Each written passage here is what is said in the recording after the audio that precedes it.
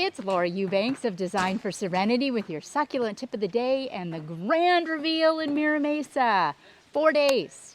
Phenomenal crew, wonderful homeowners, and even a volunteer from all the way from Victoria, British Columbia, or Vancouver, British Columbia, and plants from Waterwise Botanicals, plants from Caesar at Sun Valley, and I even curated some pieces from my own garden at home to make this a really special garden for a really special family. So here's, the neighbors. This was just 3 sticks on fire and then some ugly bushes at the wall. You'll note that I did stage a Portulacaria afra variegata at the edge to, eventually it will grow over that crack in the wall. So we can smoke and mirror that. Boom, just like that. And this is, some of you may recognize, this is a barrel cactus from my front yard. So I'm happy to give it a really good home.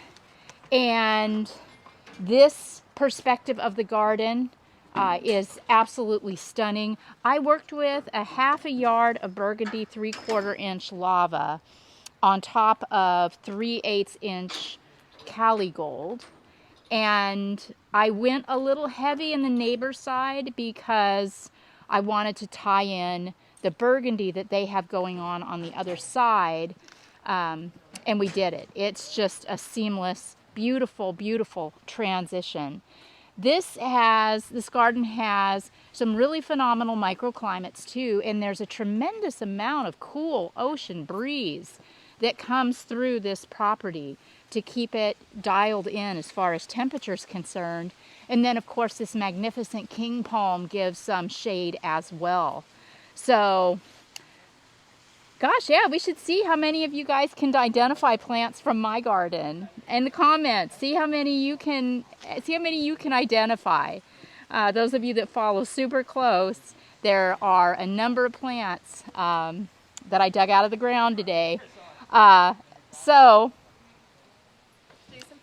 Yes, I Jackson Pollocked the cactus garden. This is kind of a new thing, an evolution sort of in my design approach, which is to just kind of go crazy and more natural, more indicative of nature in the cactus garden area. We've got some phenomenal barrels and mammillarias, a tricolobivia, then the big barrel right here, some phenomenal tapestry work has been done by our talented team DFS, and I've also got to give props to Oasis Water Efficient Gardens. That's where Hannah went and got all of the pretty sedums, crassulas, sedivarias, graptos, echeverias, and so on.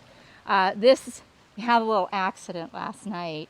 We had sent the homeowner out to check the lights, and he decided that he was going to limb up his king palm. There was a dead branch, and it fell onto the aloe ferox and severed its little leaf. So he tried to glue it back on. And I told him, no fuss, no muss, Tony. You don't need to try to glue it back on. All is well. That plant grows very, very quickly.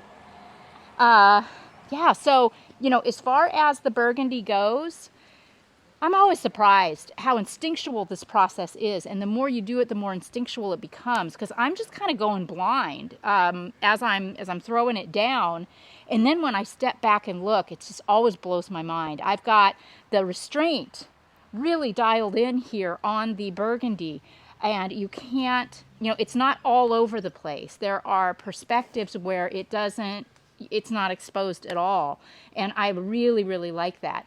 Yes, we did end up using every single rock, every single piece of rubble, everything got pulled into this installation, and we just absolutely nailed it.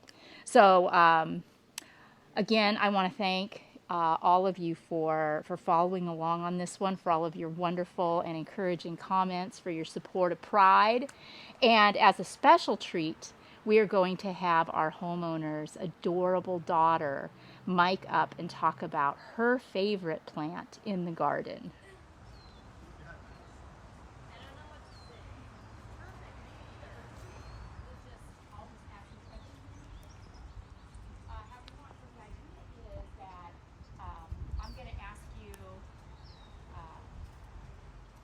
So, say hello to Mara Hardy, our wonderful lady, mistress of the manor. And she is a big fan of Design for Serenity and follows us on YouTube as well, and wanted to share with you her favorite parts of the garden. So, Mara, what do you like?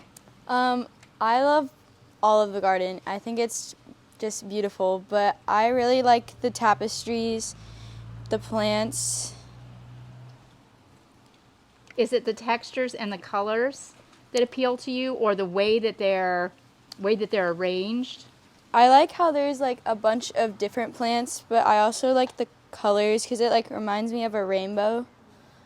Excellent. Excellent. I agree. What tapestry do you like the best?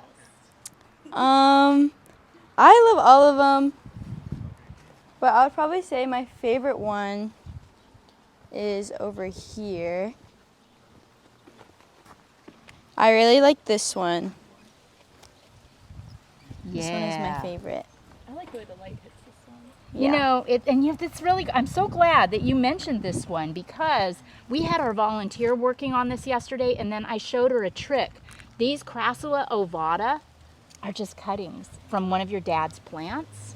And really? I just, after she got all the soft stuff in, I came back through and showed her how you can tuck in cuttings of Crassula. I like this Crassula because it's really tough. It typically doesn't rot or burn, and it's the easiest to use as a cutting any time of the year. And that way you just kind of mix up the texture and the color.